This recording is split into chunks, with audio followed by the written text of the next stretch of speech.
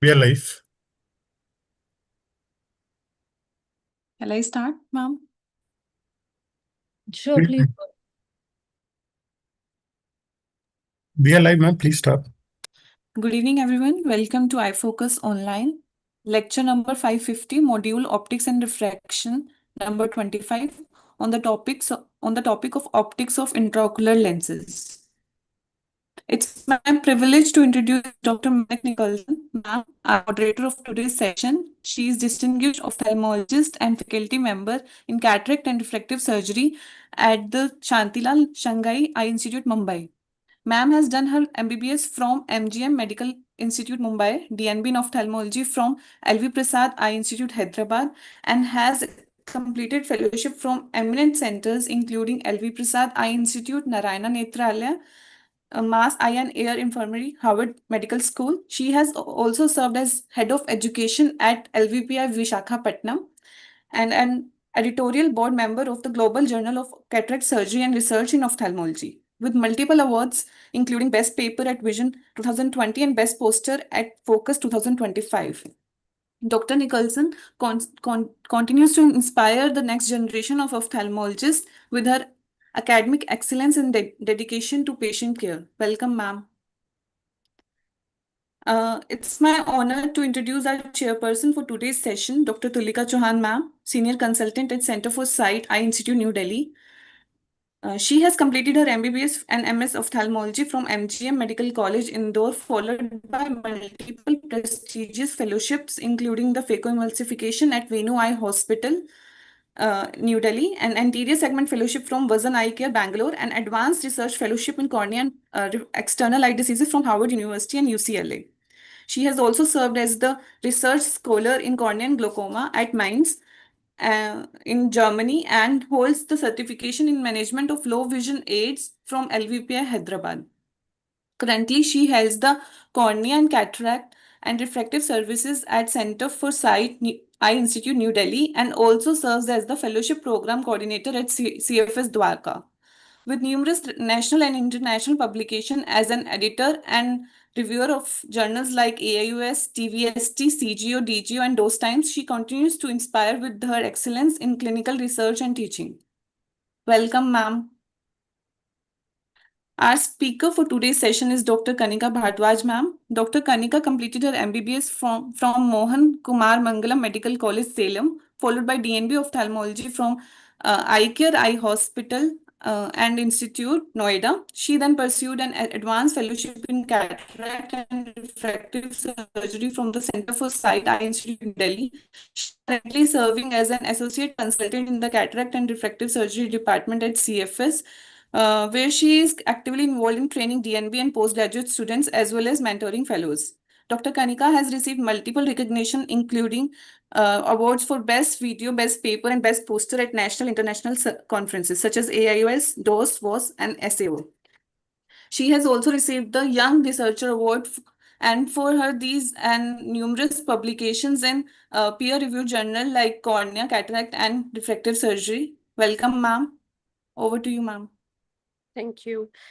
Please stop sharing so that I can share my screen, Shafi. Yes, ma'am. Sure, ma'am.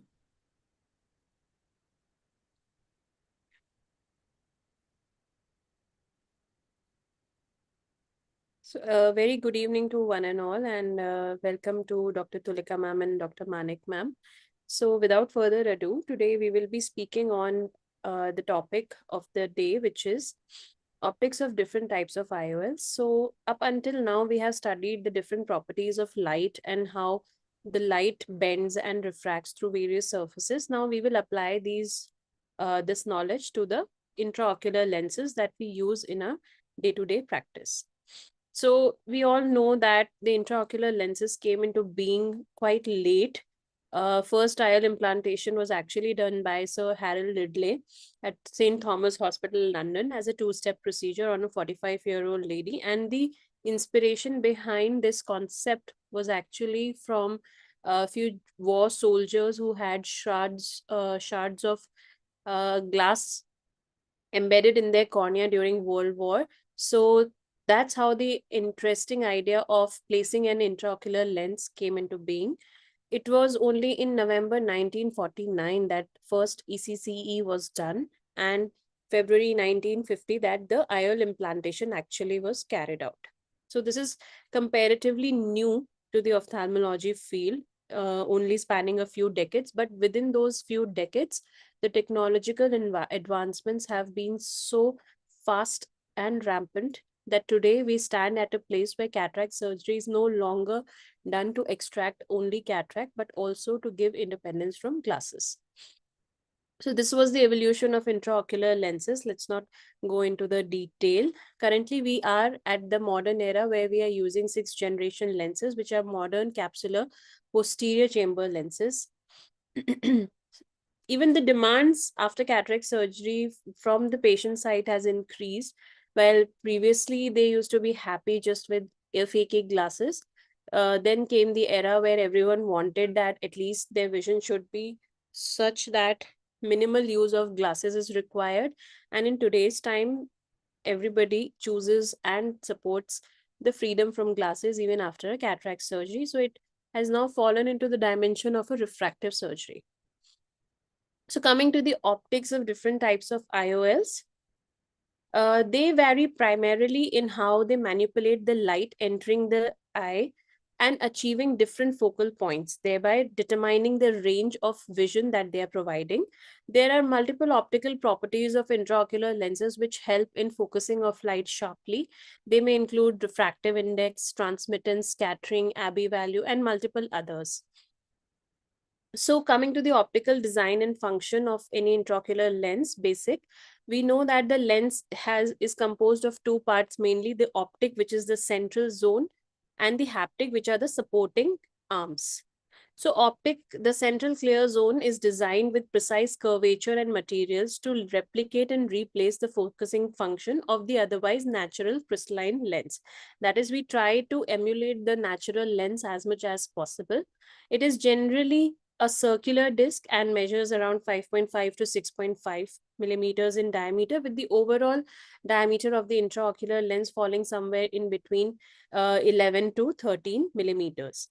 The unit of focusing power of an intraocular lens is expressed as diopters, and it is engineered using various materials. We are all aware of the polymethyl acrylate, which is PMMA lens. Other than that, acrylic, silicone, and other copolymers are also in manufacturing. So now coming to the optical properties of intraocular lenses, they can be material related properties or the design related properties. We will be talking about them one by one. So material related properties include transmittance, refractive index, Abbe number, hydrophilicity versus hydrophobicity, UV filtration, and biocompatibility. If we talk about the design properties, it can be based on its geometry, such as a biconvex, a plano-convex, or even a meniscus lens. It can also be based on the surface characteristics, that is an aspheric surface or a diffractive or a refractive surface. It could be power related, that is only correcting spherical errors, or even including an astigmatism component such as toric lenses. Based on their focal point, they can be monofocal, multifocal, and EDOFs. So going one by one, let's first come to optical transmittance.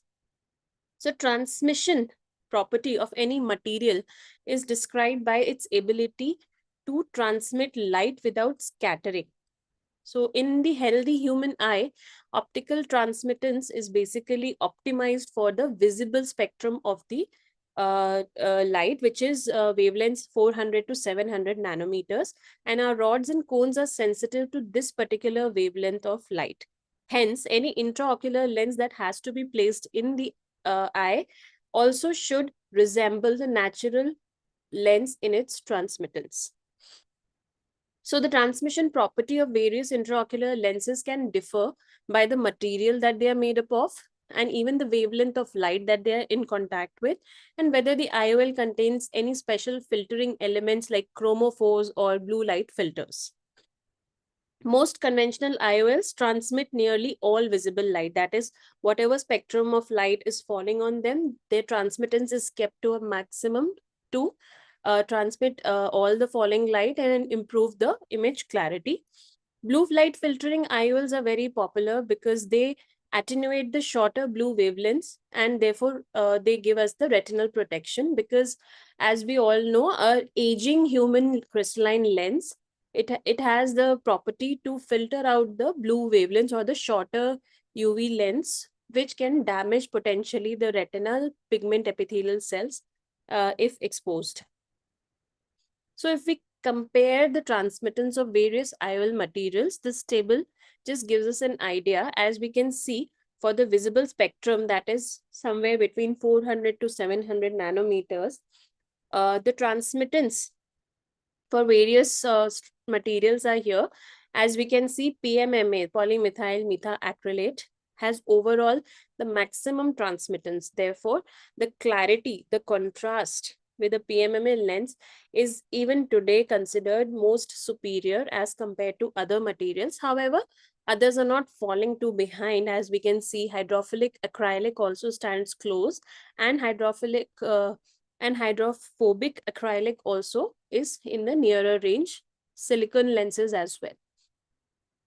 Notice here that the blue light filtering IOLs, even though their transmission is good, but it is still compromising somewhere overall as compared to a clear PMMA lens. So we have the benefit of blue light filtering, but with a pinch of salt that some transmittance is affected due to the filtering properties. Now, what is the application of this property? Firstly, we already discussed the blue light filtering IOLs. They significantly absorb a portion of blue light and they mimic the aging crystalline lens, therefore offering retinal protection, but at the cost of lower dim light vision performance. Since natural lenses reduce transmittance with aging process due to cataracts, therefore, when we are operating on elderly and we are choosing an IOL, we have to consider this factor also, that an IOL with appropriate transmission characteristics similar to the aging crystalline lens would be a better option, which will restore brightness as well as maintain the color perception for the patient. Coming to the next property of the IOL material, which is refractive index. So now refractive indices also vary according to the material type. The natural human crystalline lens has an average refractive index of about 1.4, and therefore all the artificial intraocular lenses are also kind of manufactured to fall in the same category. Here again, we can see most of them fall between 1.4 to 1.5. PMMA around 1.49 to 1.5, silicon 1.41 to 1.46, hydrophilic acrylic is somewhere around 1.43, whereas hydrophobic acrylic is around 1.44. Now, even though both are acrylic materials, it is also the surface tension of these lenses that will affect their refractive index. We will talk about this in detail. Then there are high index lenses also. The high index lenses have a benefit of being more thinner. So they can be as high as 1.55 to 1.56. So this refractive index property will not only affect the thickness, but also its optical performance and its susceptibility to light reflections. So like we already discussed, most materials fall between 1.4 to 1.55 or 56. And PMMA and hydrophobic acrylic are most commonly used in general because they balance the optical clarity and biocompatibility for the refractive indices respectively. Now, what are the applications? So a higher refractive index means we can manufacture a thinner lens for the same optical power. So this helps in implantation. We can go through very small incisions and we can implant these foldable lenses conveniently into the bag as they are thinner. And even for higher optical powers, like those falling beyond the Gaussian curve range, less than 20 millimeter eyes or more than 24 millimeter eyes, they have generally slightly different intraocular lens power values. So there also high index lenses can help us determine the ultimate stability of the IOL. High refractive index, however, does compromise certain aberrations, like it can increase external surface reflections. which is also called a cat's eye effect, and it sometimes can lead to more chromatic dispersion.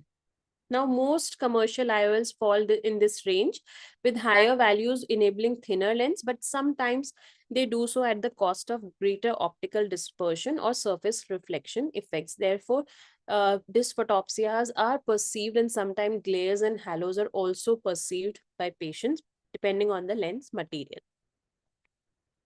Now, we've talked about Abbey number. Let me describe in detail what does this mean. So, Abbey number is basically a mathematical calculation given by the formula here on the left. And this is basically calculated on the basis of refractive index of lens material for various wavelengths of light. For example, for Fraunhofer yellow, blue, and red respectively.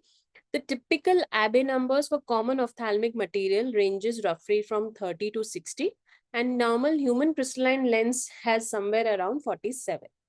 Now, what is an Abbey number? It is actually a measure of the lens material's chromatic dispersion. That is how it can split various color or wavelengths of light and what impact does it have.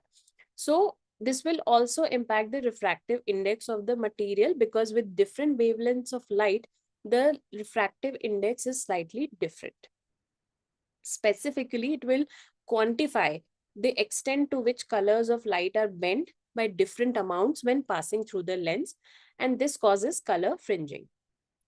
Now, what are the applications of Abbey number?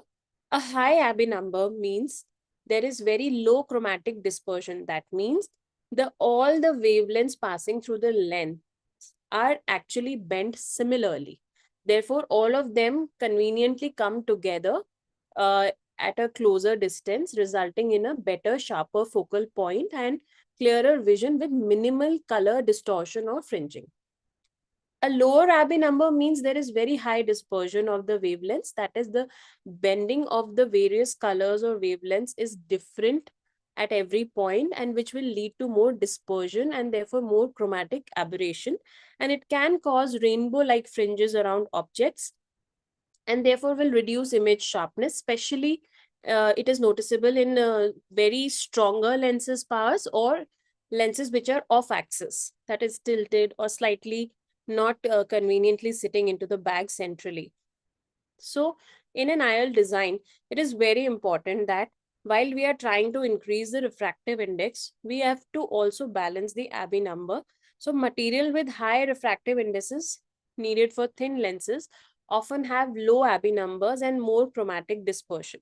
So the balance lies in maintaining these two to an appropriate level by not only compromising on the thickness, but also on the color fringing. Coming to the hydrophobicity and hydrophilicity of the IOL materials. So like we all know, hydrophilic materials have low surface tension, whereas hydrophobic materials have higher surface tension when they come in contact with water. So let's say if I'm putting a drop of water on a hydrophilic material, because of low surface tension, the water droplets will evenly spread and make a larger contact area with the material. Whereas in a hydrophobic, because the surface tension is too high, therefore the water and the material will not have a larger contact area. It will be a smaller area, and it will tend to form a more globular shape. So affinity to water of an IOL material will greatly affect its optical properties, and the choice between hydrophobic and hydrophilic IOL is often based on what is the desired optical profile, the surgical preference, and the patient risk factors.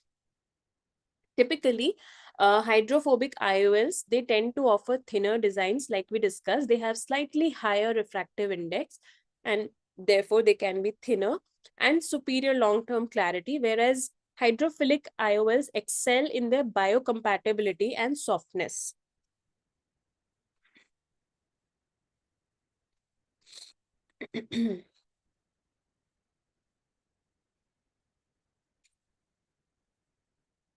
Sorry.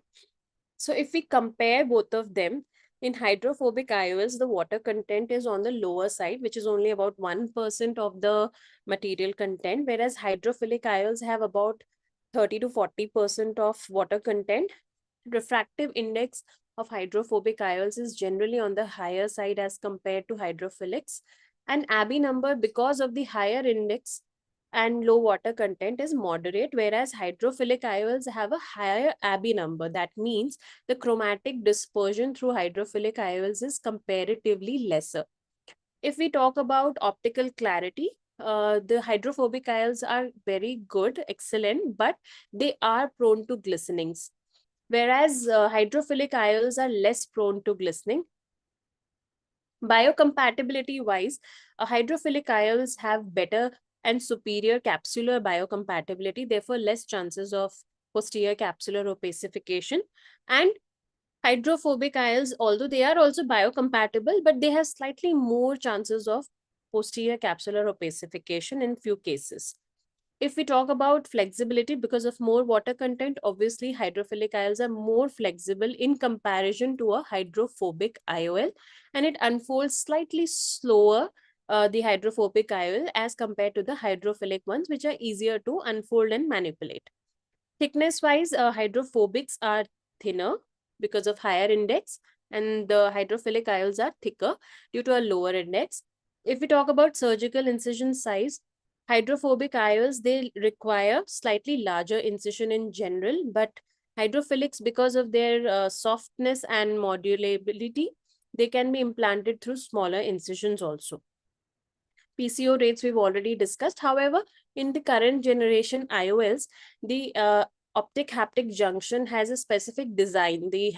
The optic is made to have a square edge design, which can mechanically resist the cells entering between the optic and the capsular bag, and therefore reducing lower incidence of the PCO in such cases. Hydrophilic IOLs have higher incidence because of the high water content. Contrast sensitivity is comparable in both the lenses, so overall they fare well. So we were talking about glistenings. Glistenings are actually micro vacuoles that develop in the lens material, and they definitely cause a lot of light scatter and diffraction, affecting the visual quality of the patient. Now, if we compare various types of IOLs material wise, so hydrophilic and hydrophobic materials comparatively, their advantages are such that hydrophilic ones are more tissue compatible and they have less inflammation, whereas hydrophobic acrylic material is lesser compatibility than the hydrophilic ones, but they have low rate of capsular opacification. So in each case, we have to determine which is better option, like pre-existing inflammation conditions we have to consider before implanting a hydrophobic acrylic IOL. PMMA is good tissue compatible, low flare, low rate of inflammations, but the hard nature of the material makes it unsuitable for foldable reasons, for foldable lens purposes. Silicon, again, low rate of inflammation, but silicon lenses cannot be implanted in vitrectomized eyes or those who already have silicon oil used during the vitreoretinal surgery, because of the interface that forms in between these two, and they have more increased fibrotic reaction. So based on your case scenario, the lens material can be chosen. So this is an overall comparison in between various materials. As we can see, hydrophobic acrylic has a very high refractive index comparable to the hydrophilic acrylic also. Few examples of these lenses are here. We have no financial interest. So hydrophilic acrylic is 1.5 here. Their glistening risks are high when compared in the Acrisoft group by Alcon. Notable glistening formation over time, whereas Envista has a very low glistening, even though it is also an hydrophobic acrylic design. It is attributed to the special copolymer which has been designed along with the acrylic to prevent any micro vacuoles. Coming to the geometric design of the IOL, the design can depend on its haptic or optic. So haptic geometry can be open loop or C loop haptics, like we can see here. They are shaped such that these loops are flexible and open, and they can adapt to the intraocular bag of various sizes. They are flexible arms and they provide stable centration and easy folding for implantation. Then there are plate haptics. So you can see here, it is almost like a plate design.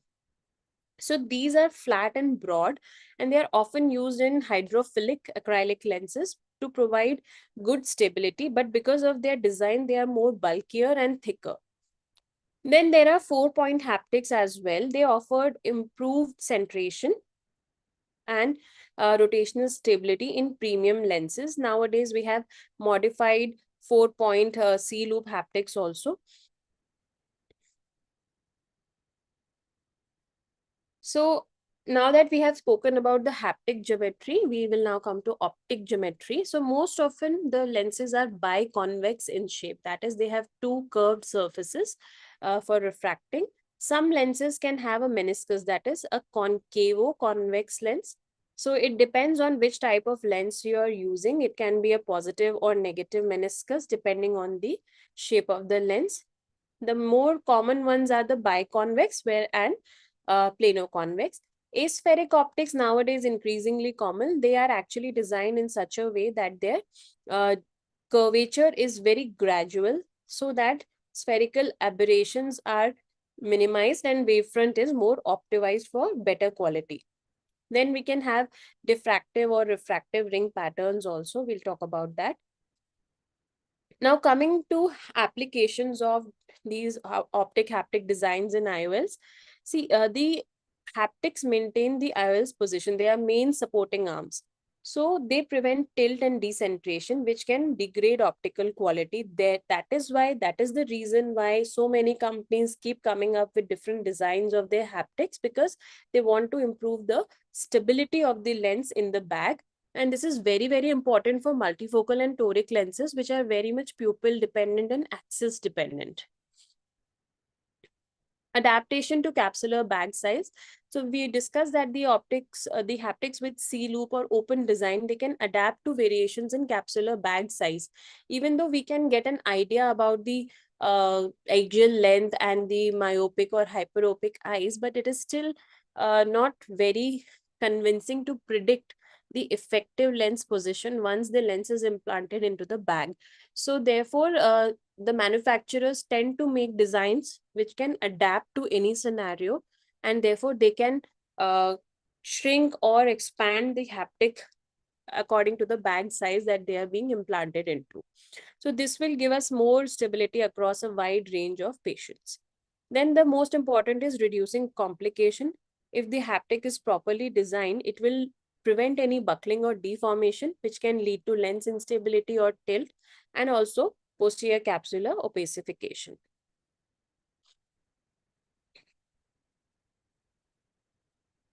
Now coming to the IOLs and their individual properties. So there are multiple types of IOLs based on the focal points. First, coming to the monofocal or the standard intraocular lenses. So the monofocal, as the name suggests, are single vision lenses. That is, all the light that is transmitted through the lens is focused to a single point.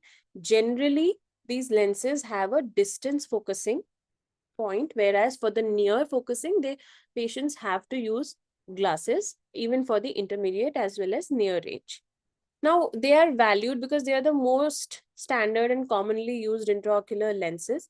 Cost effectivity is also one of the reasons, affordability, and they are reliable with very low incidence of visual disturbances compared to any multifocal or accommodating lenses. Their optics are simple. They are uniform spherical or sometimes aspherical surface designed for a single focal point. Now, aspheric designs, they correct for the eye's natural positive spherical aberration. At any given point, the human eye has a more positive spherical aberration and mostly contributed by the anterior surface of the cornea. So lenses which can actually negate the spherical aberrations post cataract surgery, they can help improve the quality of vision after the surgery, especially in conditions where there is very low light. They have excellent uncorrected vision at a single distance, but they need to rely for glasses on other distances. So the properties of monofocal intraocular lenses, they have single focal point. Optical design is usually biconvex or plano-convex, and it is optimized to focus right precisely on the retina. Aspheric lenses can also reduce spherical aberrations. Refractive index is again typical from 1.4 to 1.5, and material could be acrylic or silicone. PMMA, because of its non-foldability, is not that popular even in today's time, but in certain low-cost scenarios and charity settings, PMMA is still implanted very frequently. Optic diameter usually 5.5 to 6.5, and haptic design can be either a C-loop plate or 4-point haptic for stability. Hydrophobic acrylic IOLs are more prone to glistenings, whereas hydrophilic ones are less. Biocompatibility is such that it is designed to minimize the glare and PCO formation, and post-operative stability is comparatively good. Now, what are aspheric IOLs? So the total higher order aberrations are composed of aberrations arising from the anterior corneal surface, the posterior corneal surface, the lens, and the retina. In the aphakic eye, it is seen that almost 98% of the aberrations arise only from the anterior corneal surface. So this forms the major refracting surface and also the surface which determines the aberrations in the eye. And when it is represented in form of Zernike coefficients, it has been found that it is linked to contrast acuity, because as the spherical aberration increases, contrast sensitivity decreases. Thus, for patients who are undergoing cataract surgery, it is best if we can measure the spherical aberrations using corneal topography preoperatively, and then use this data to manipulate the outcome by implanting a lens which can absolutely correct or help in correction of the aberration profile of the person. So the goal is to achieve an optimum spherical aberration and maximum contrast sensitivity. So average corneal, there have been a lot of studies to study what is the average corneal spherical aberration, and it has been seen that it also follows a Gaussian curve. However, the majority people fall in the positive side, which is around 0.27 microns, and the standard deviation can be as large as 0.10 0.10 microns, and anything can fall in between, but generally it is on the positive side. It cannot be assumed that all individuals who are undergoing surgery will have this average 0.27 microns of the spherical aberration. And therefore, this concept of measuring a patient's spherical aberration and then using an aspheric IOL to target a specific value was tested in 2004. Based on these reports, it was suggested that if we keep the spherical aberration value as close as 0.10, this will give us a perfect balance of good quality vision while also maintaining the spherical aberration profile and not actually compromising on the contrast.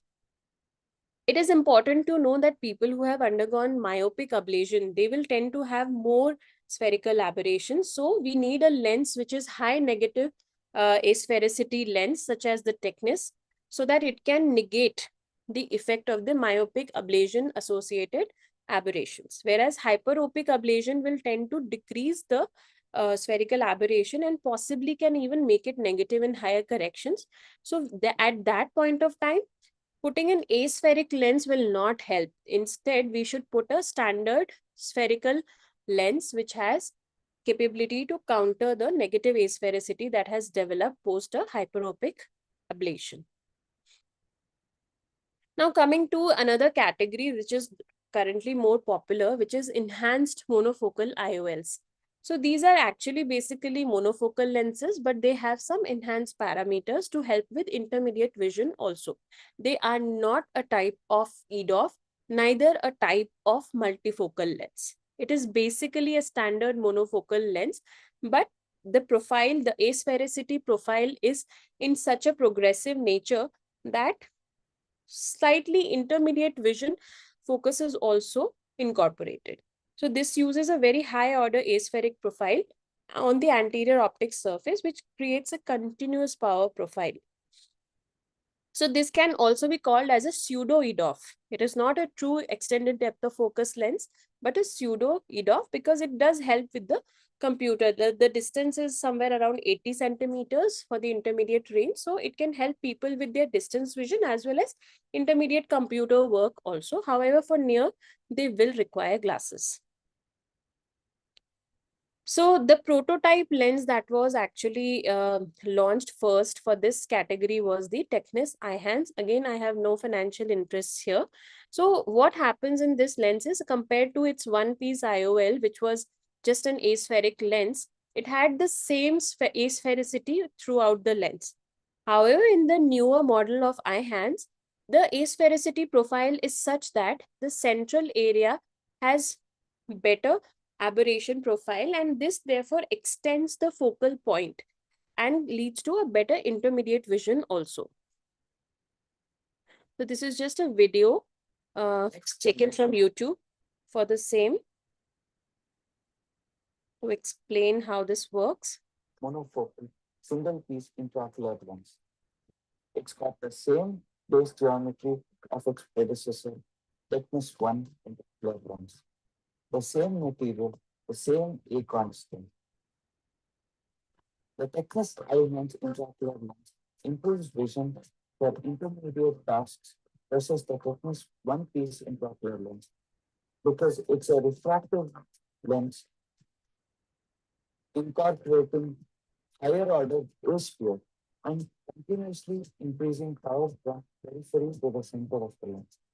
Because it's a continuous change, it's not visible to the naked eye without any rings or disruptive changes in the power. And because this power is continuous and smooth, the Technis iHands intraocular. So this gives a good distance as well as intermediate vision. Next generation. Now coming to multifocal IOLs. So multifocal IOLs basically have incorporated designs which help split the light into multiple foci and therefore help in viewing at various distances without being dependent on glasses. However, there is still a compromise in the contrast quality. So they can use either a diffractive pattern or a refractive pattern to split the light. And mostly nowadays, we don't have the bifocal lenses. If we have, we generally go for trifocal lenses, which give us 3 focal points, the near, the intermediate, and distance. So they provide a wider range of vision and greater independence from glasses, but this does come at a cost of light splitting, which can lead to reduced contrast sensitivity. And therefore, people driving at night time when the pupil is dilated, they may experience disturbances like halos and glares around bright lights. Coming to the refractive design of multifocal IOLs, they have annular or concentric refractive zone. That means the lens by itself is divided into multiple zones with different power in each zone. So this is typically arranged either on the anterior or the posterior lens surface. That is, these lenses are mostly either plano-convex and they may have the refractive zone placed anteriorly or posteriorly. Some designs also use smooth curvature transitioning between zones to create a more continuous range of focus instead of very abrupt changes in the zones. Now, the most important factor about refractive design is that they are pupil dependent. Their effectiveness will vary with pupil size because of the multiple rings that are formed, the zones that are formed. If the pupil dilates or shrinks, depending on the mesopic and scotopic conditions, the visual performance through these lenses can be affected. Even the light conditions, if there are more dim light or twilight-like scenarios, people may experience visual disturbances and may not be very comfortable with these lenses. Generally, the visual performance is very good for far and intermediate, but the near vision is a little compromised compared to the diffractive variety of the multifocal IOLs. Their limitations are most important. They are very sensitive to decentration. That is, if you have not placed the lens in accordance with the optical zone, you may have a lot of symptoms and complaints from the patient after the surgery. Also, if pupillometry was not done prior to surgery, they may complain of a lot of glares and halos in low light conditions, and this does affect the quality of vision. Considering how expensive multifocal IOLs are, the patients are generally dissatisfied if these points are not kept into mind. Coming to the diffractive design multifocal IOLs. So diffractive multifocal IOLs do not have zones. What they utilize is the lens design is in such a way that the light passing through the various points gets diffracted. So this uses the principle of diffraction, where there are very microstructured concentric rings that will split the incoming light into multiple focal points, typically for near, intermediate, and distance. They create multiple foci by manipulating the wavefront of the light as it passes through the lens. And their advantage is that because they do not have very fixed zones, they have less dependency on pupil size, and they have better optical tolerance and better distance and near visual outcomes. They also have lesser issues when decentered compared to refractive designs. The only limitation is because of so much of diffraction of light, there is actually a loss of about 18% of the incident light falling on these IOLs, and the transmittance is reduced, leading to potential halo glare problems and reduced contrast sensitivity. Although it has been seen that these are not very severe, and people tend to neuroadapt to these changes over a period of time. Now, diffractive multifocal IOLs can also be in various designs like bifocal diffractives, where the focus is mainly on two focal points, that is distance and near. So the incoming light is split into two main diffraction orders. They may include brands like Alcon, Restore, and Technis. Trifocal diffractive design, they also add an intermediate focus by incorporating additional diffractive zones for intermediate distance. They are little complex in their design, and they may still have some loss of light energy because more the splitting, more is the light lost. Nowadays, the concept is to have more apodized diffractive surfaces. These lenses are actually gradually changing the step heights. So if we see from here design, so this is a non-apodized lens. It is mainly diffracting the light to focus on two different focuses, one for distance and one for near. Therefore, it is a bifocal design. However, it is non-apodized. By non-apodized, we mean, as you can notice, all these structures are similar. Instead, in the apodized design, there is a gradual change in the diffractive pattern. So this gives a more continuous range instead of just bluntly focusing the light at two different points. We can also have trifocal, diffractive, apodized, and non-apodized designs. Apodized designs are better. They minimize halos and they can easily adapt to the varying light conditions. So if we compare the refractive versus diffractive IOLs in a nutshell, the optical principle is very different. While the refractive utilizes a concentric zone with different refractive powers, diffractive multifocal IOLs use microstructured rings that can split light into multiple diffraction orders, creating multiple foci. Refractive multifocal IOLs are highly dependent on pupil size, whereas diffractive ones are less dependent. Visual quality, it can produce out of focus light in rings around object and can be noticeable, that is the glare part. Whereas in diffractive, the glare and halos are still existing, but comparatively lesser. If we talk about near vision, both are almost equal in performance. However, effective light splitting in diffractive multifocal IOLs slightly has an upper edge. Intermediate vision is acceptable in both. Distance vision is good for both the lenses, and visual disturbances, halos and glares, they have been reported with both of them, but since refractive is more pupil dependent, so slightly higher in the refractive designs. If we talk about contrast sensitivity also reduces in both the types of lenses, but in diffractive pattern, there is a uniform spread, so comparatively lesser. Surgical tolerance, If we talk about decentration patterns, diffractive multifocal IOLs are more tolerable, whereas refractive multifocals are very sensitive to decentration and can significantly affect the outcome.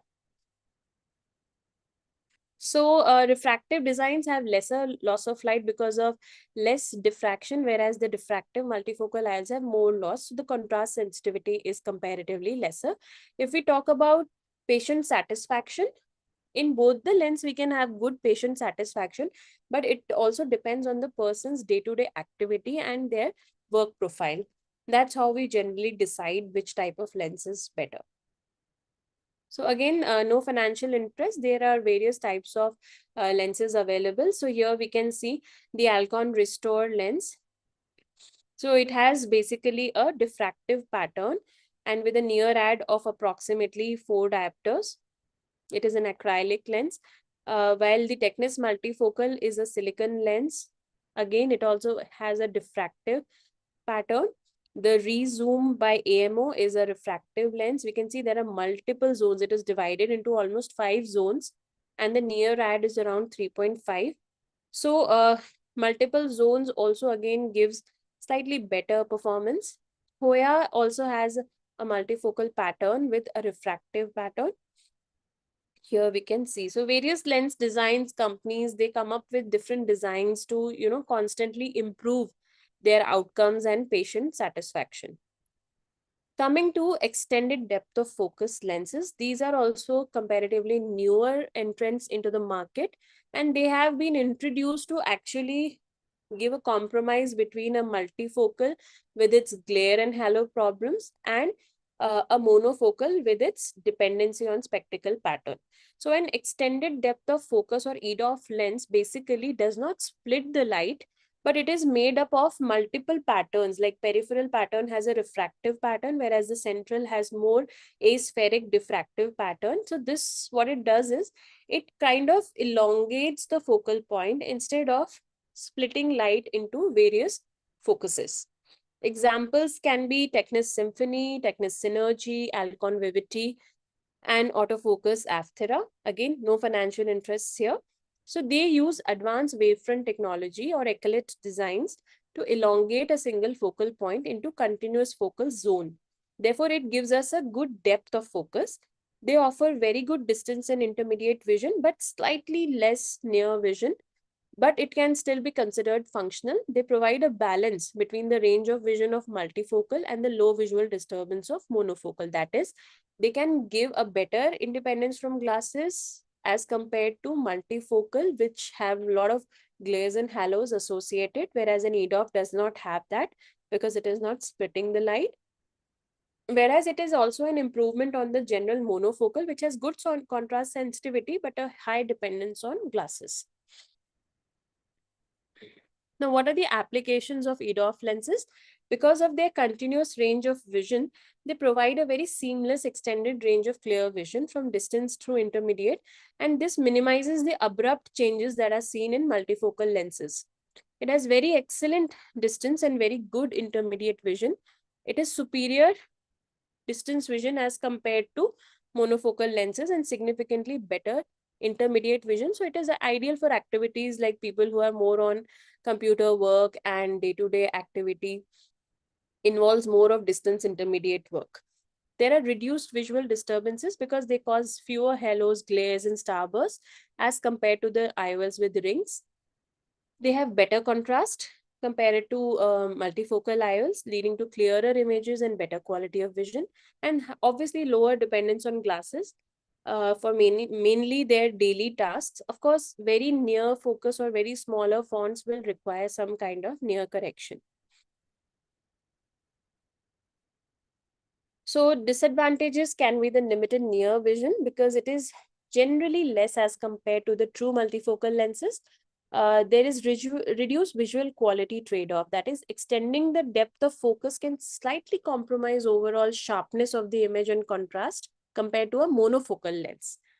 EDOF lenses are not ideal for all patients, just like multifocal lenses. They may not be that good in macular degeneration and glaucoma, where the optic nerve and retina is compromised. However, the newer lens technologies are touting that the EDOF lenses can be implanted even in glaucoma patients and patients who do not have a wet AMD or a very early stage AMD.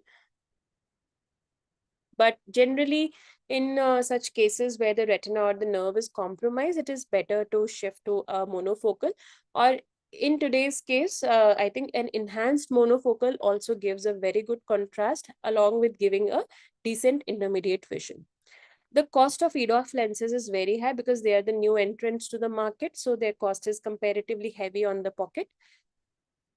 Potential need for glasses still exists. It is not completely independent of the dependence. Some people still require glasses for very fine near work. Now coming to the last type of IOL, which is toric intraocular lenses. So toric intraocular lenses are lenses that also incorporate an astigmatic correction or a cylindrical error correction, and it can be easily identified by the presence of certain dots or dashes or marks on the lens, which signifies the axis where the lens needs to be implanted. So their optics feature a specific two curvature shape. The one is the spherical error correction. The other surface corrects for the astigmatic error. So it neutralizes existing corneal astigmatism like a built-in cylindrical lens in an eyeglass prescription and provides clear vision by correcting not just the spherical error, but also astigmatism. However, the most important factor to consider in a toric IOL is its precise surgical alignment for them to be entirely effective. And a misalignment of 30 degrees can completely outdo the benefit that the toric lens intends to give.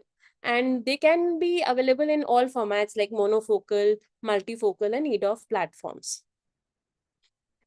So as we can see here, the general IOL design is the same with one IOL surface correcting for the spherical error and toricity added on another surface for the cylindrical correction. So they have different powers in different meridia, both correcting spherical and cylindrical. And one surface is shaped like a torus, that is a cylindrical part, whereas the other allows the light to be focused on the retina sharply. It is important to know that the corrections, the calculations for toric IOL have to be very accurate, and it depends not just on the lens type, but also the patient's eye anatomy and even the toricity that is required, the incision location, and even sometimes the axis of the lens to be implanted. There are multiple systems to mark the lenses pre-operatively. You can manually mark it. You can have digital toric markers and even bubble markers. Even intraoperative features like Catalyst and like Callisto and Varion, they also help when you're implanting the lens to be implanted at a better and proper orientation. Now, the biggest disadvantage with the toric lens is if it is not stable in the bag and if it rotates, then all the benefit is lost. So again, manufacturer companies are focusing on incorporating features into the haptic design, like making frosted haptics so that they stick to the bag and do not shift easily. Amongst the various designs, it has been seen that hydrophobic acrylic lenses generally have better stability, but silicon plate haptic IOLs have higher risk of rotation and posterior capsular complications. So if the postoperative rotation usually occurs within the first 10 days, and if it is a very significant, like we spoke about, if it is more than 5 to 10 degrees, it may require repositioning. Up until 4 to 5 degrees, it is still manageable, but anything exceeding that should be repositioned. So with this, I come to the end of my talk for today, and my take-home messages are that each intraocular lens type is tailored to different needs of the patient. We have to understand what are their optical properties, what are the limitations, and what are their advantages before choosing the lens for the patient. And monofocals are simple and reliable, whereas multifocals can provide spectacle independence with some trade-offs. EDOF lenses balance the range and quality of vision, but they are costly. Toric lenses can address astigmatism correction specifically. And it will ultimately come down to the patient's anatomy, lifestyle, and visual expectations, which will guide us which kind of IOL has to be selected for optimal outcomes. So thank you everyone for your patient listening. Thank you, Dr. Kanika. That was a fantastic, very, very comprehensive presentation of quite a large, difficult topic. So thank you so much for covering it so well. Do we have any questions in the chat box or on any of our online streaming platforms? Mr. Sunil? Yes, ma'am. There is one question. Yeah.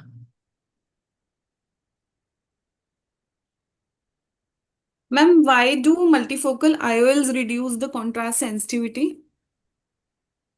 I've already told this, it is because of their design. The design of a multifocal IOL is such that the incoming light into an IOL is focused at different angles. So the 100% of light entering the multifocal IOL is focused, let's say it divides the light into 33% contrast at each point. So even though it is giving us independence from glasses, but it is not focusing all the light at a single point. It is splitting the light into multiple focuses. That is why the contrast function reduces. Yeah, that's absolutely right. It's basically because the light splits because of the different segments of the lens, and therefore there is an overall loss of contrast due to these refractive or diffractive multifocal lenses. In fact, it is considered that EDOF lenses don't cause a reduction in contrast, but EDOF lenses also cause a reduction in contrast. So that has to be kept in mind as well. Yes, ma'am.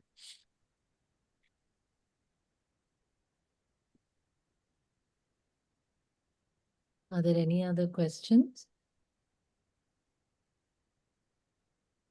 There is one more question. Yeah. Why do EDOF lenses show less dysphotopsias than the multifocal lenses? Ma'am, Oh. would you like to take this question? I think it's the same thing that you just said. It's because the way the lenses are made, they don't have, at least the Vivity lens that I've used extensively doesn't have the rings and halos that you see, the rings as you see in other multifocal lenses. So you might not see as many side effects with those lenses as with the EDOF lenses. So But sorry, basic what was concept the is that question? Yeah. multifocal lenses split light, whereas EDOF lenses do not split light. They just extend the focal point. So that's why less dysphotopsia, less contrast-related problems in an EDOF as compared to a multifocal. It is the splitting of light that determines the contrast and the dysphotopsia.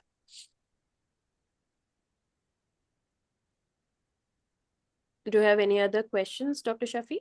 No, ma'am. There's no more questions. Ma'am, I would request you to give your 2 cents on the topic.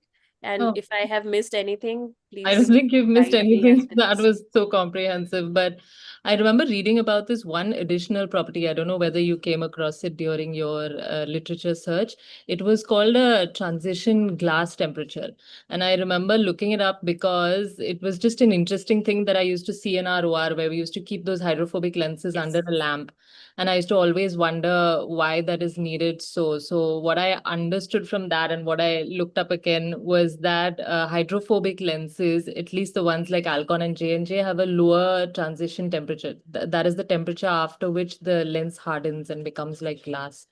So these have a slightly, they have a temperature of around 12 to 14, while the Indian hydrophobics are at around 15 to 17 degrees.